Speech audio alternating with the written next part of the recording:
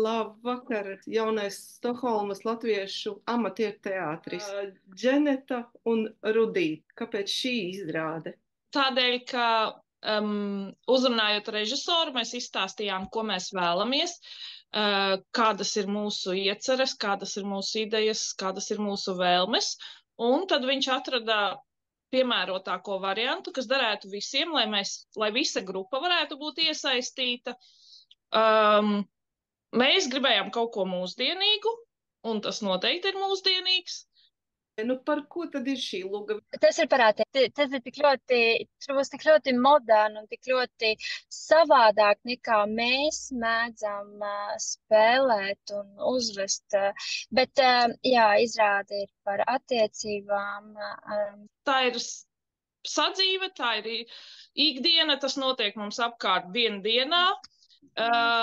Vienīgais, varbūt, protams, pasniegšanas veids ir mazliet neordinārāks, kā tas notiek ikdienā. Tas ir kaut kas jauns, vai tas bija liels izaicinājums jums visiem?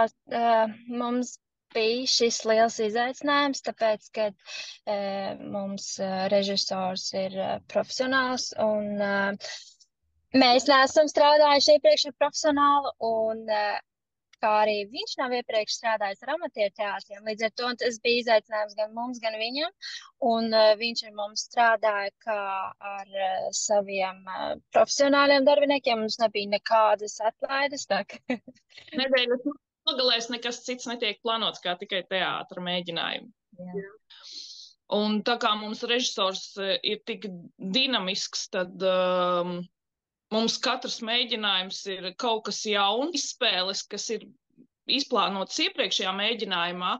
Nākošajā mēģinājumā var tikt pilnīgi izmainītas, lai rastu labāko veidu, kā pievērst un ieintriģēt skatītāju.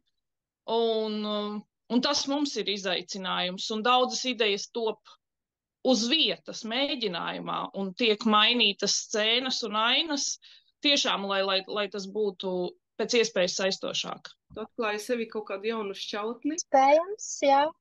Es vairāk ticu sev, laikam, vairāk uzdrošinās, jā. Protams, man katrs mēģinājums ir cīņa ar sevi, pārkāpt varbūt kaut ko, ko es iepriekš varbūt neuzdrošinājos. Mēģinājums ir komisku ainu pilns, jo režisoram vienkārši tās idejas dzimst no zila gaisa, un mēs viņas mēģinām realizēt.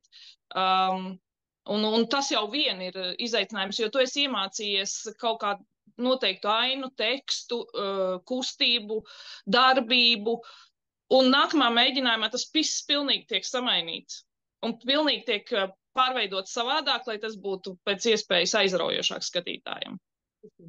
Dženeta, tev ir piebilst? Jā, es pilnīgi piekrītu. Tas ir tas pats, jā, interesantākais. Bet kāpēc tās brilles afišā, kurām mēs tagad piemērojos ar savām brillēm?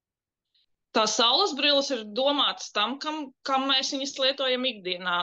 Ne primāri var būt, primāri ir aizsardzība no saules, bet mūsdienu pasaulē tās saules brilles ir ne tikai aizsardzībai no saules, un tad tas arī tiek apspēlēts izrādē, kam tas ir domāts. Jā. Tātad jaunais Stokholmas latviešu amatieru teātris, kad un kur notiks izrāde? Izrāde notiks jau šonedēļ, svētdien 19. maijā, 2004. Nakā Dīzelverkstādē. Tātad ar Stokholmas jaunā latviešu amatieru teātra aktrisēm Dženetu un Rudīti sarunājās Rada latvieši Gunta, un es jums vēlu skatītāju pilnu